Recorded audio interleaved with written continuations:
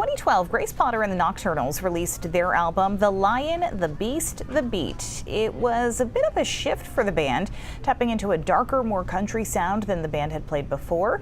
They got some help from people like Willie Nelson, Kenny Chesney, and Alison Krauss, and it's overall considered a success, well reviewed with solid sales. But the album almost never happened. So today is the singer and songwriter's birthday. Potter and her band had a quick rise to touring nationally. They won the 2005 Best New Local Act category at the Boston Music Awards and hitting the late night circuit by 2007. Rob Caldwell got to speak with Potter in 2012 when the band played the State Theater and had to find out the story behind The Lion, the Beast, and the Beat. I understand that when you were working on it, things were going really well, and then, bam, you unexpectedly hit a wall and said, gotta stop.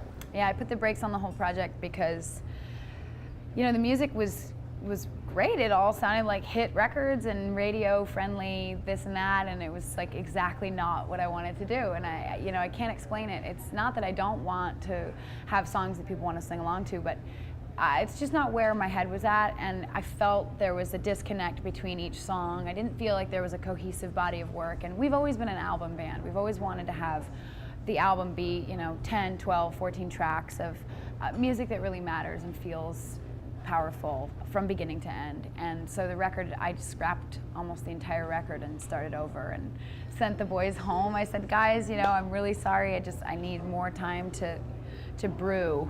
And what did you do to sort of recharge and redirect yourself? I understand you literally hit the road. I hit the road. And I haven't been on a solo road trip since I was like 15 or 16 years old. And when I was young and writing songs to begin with, I had this unbelievably prolific period where when I was traveling, I would just go somewhere every day and I'd meet someone or I'd see something and I'd write a song about it. And it just fell out. And I wanted to get back to that instinct. I wanted to get back to like what it was that was fresh and inspiring about being a young person that was just seeing the world with fresh eyes. So I jumped in my car and I drove everywhere, and I was just by myself and going to gas stations and just like meet a man and he says this line and all of a sudden it kind of sinks in and you're like, oh wow, yeah. He said something about how the day has gone by so fast that he didn't even realize that the sun was setting. He said it still looks like the sunrise over there. And I started thinking, well, that sounds like a song. And like every little thing I just started feeling again. And it was a really inspiring month. It was very scary to pull the plug on something. I don't do that. I don't stop. It's not my work ethic. It's not in my character to stop. It's much more like just power through, power through, power through. But it was the best stop I've ever done. You are too young to have been a child of the vinyl generation. Oh, but I love still, vinyl. When one of your albums comes out on vinyl, does it give you a different feeling?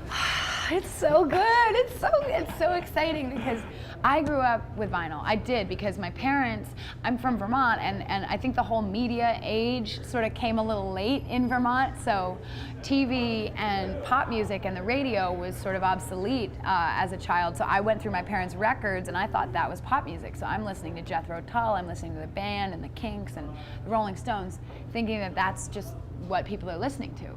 So that's where all my influences come from, and vinyl to me is at the heart of it. And it's a culture. It's not a lost art. It's an art that is coming back, and I'm so excited to be a part of it. That has held true, certainly. Rob Caldwell with that conversation from 2012. They also, by the way, talked about her line of chocolates. Grace Potter is still on tour. You can catch her this summer at Thompson's Point. She'll be playing the weekend of August 10th for the Guster on the Ocean concert series. Love all of that.